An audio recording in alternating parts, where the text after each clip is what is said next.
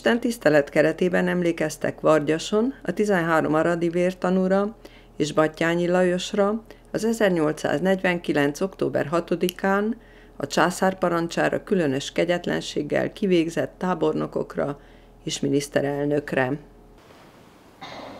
Egyházi beszédem alapgondolata a mai alkalommal írva található Máté evangéliuma 7. részének 7. versében, valamint a 6. rész 21. versében. Máté evangéliuma 7. részének 7. versében, valamint a 6. rész 21. versében a következőképpen olvasható. Kérjetek, és adatik nektek. Keressetek, és találtok. Zörgessetek, és megnyittatik néktek. Mert ahol a kincsed van, ott lesz a szíved is. Ilkei Árpád vargyasi unitárius tiszteletes beszédében hangsúlyozta, hogy ha kincset kérünk, ha ez a kincs a magyar jövő, a magyar gyermekek biztonsága, ha ez a kincs a magyar nyelv, a székelytisztesség, a helytállás, az itthon maradás, akkor azt ne külön-külön kérjük, hanem együtt. Tanuljunk meg közösen kérni. A megemlékezés a diákok és a dalárda műsorával folytatódott.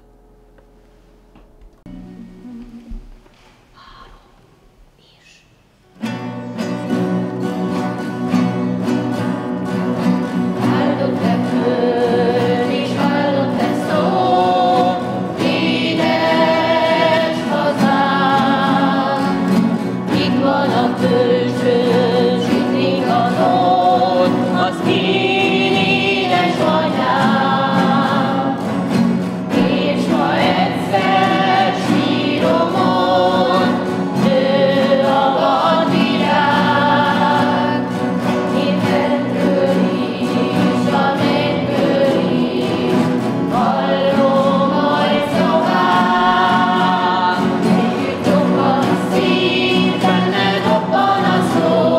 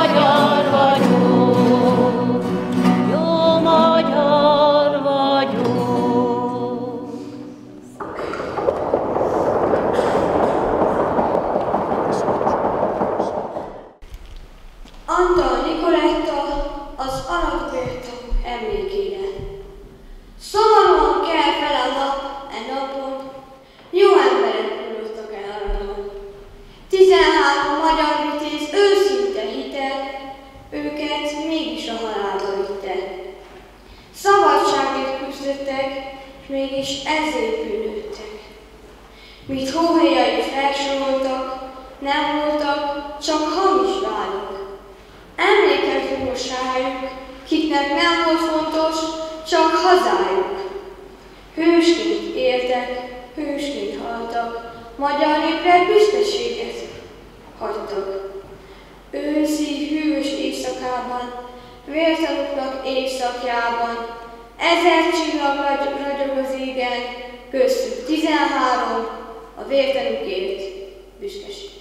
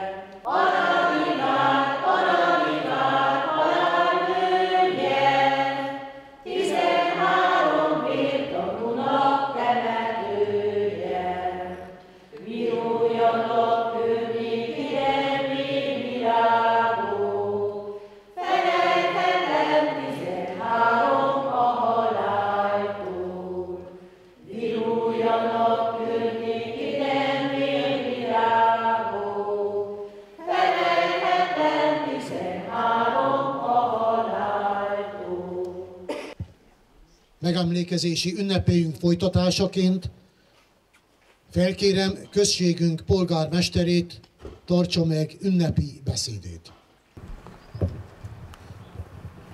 Nagy tisztelettel és szeretettel köszöntöm Önöket, az október 6-ai rendezvényen jelenlévőket, akik megtiszteltek jelenlétünket és részt vesznek a mai napon zajló rendkívüli megemlékezésen. 1849. október 6-a óta a magyar nemzet gyásznapja ez, aminek jelentése 53 évvel ezelőtt Rajk László újratemetésével és a kommunista rendszer áldozatainak meggyászolásával is kibővült. Az aradi vértani hős halálából erő lett, örökjel, hogy a magyarok szabadságharcát túlerővel le lehet törni, de szabadságvágyukat elfojtani nem lehet. Intőjel nekünk, 21. századi emberek számára, hogy ne keressétek az élők között a holtakot, hogy a vértanukkal együtt nem halt meg a magyarok hite. Vágya a szabadságra, önbecslésre, önrendelkezésre, ez máig él a közösségben. 1849. október 6-a a példátlan bosszú hadjárat legsötétebb napja. A lövések és a megfeszülő kötelek 13 életnek vetettek véget. 13 egyedi, megismételhetetlen sorsnak. Különböző jellemek voltak, akik egyek lettek a halálban. A véres elszámolást Európa megdöbbenéssel figyelte. Az ilyesféle kegyetlen megtorlás azonban abban az időben szokatlan volt, még az osztrák hadsereg történetében is példanélkül álló. A következmények pedig gyászosak voltak. De végül Damjanicsnak lett igaza, aki a kivégzése előtt e szavakat intézte az utolsónak maradó vécseihez. a hazaügye szent volt, és a mi halálunk új erőt ad néki. Köszönöm szépen, hogy meghallgattam.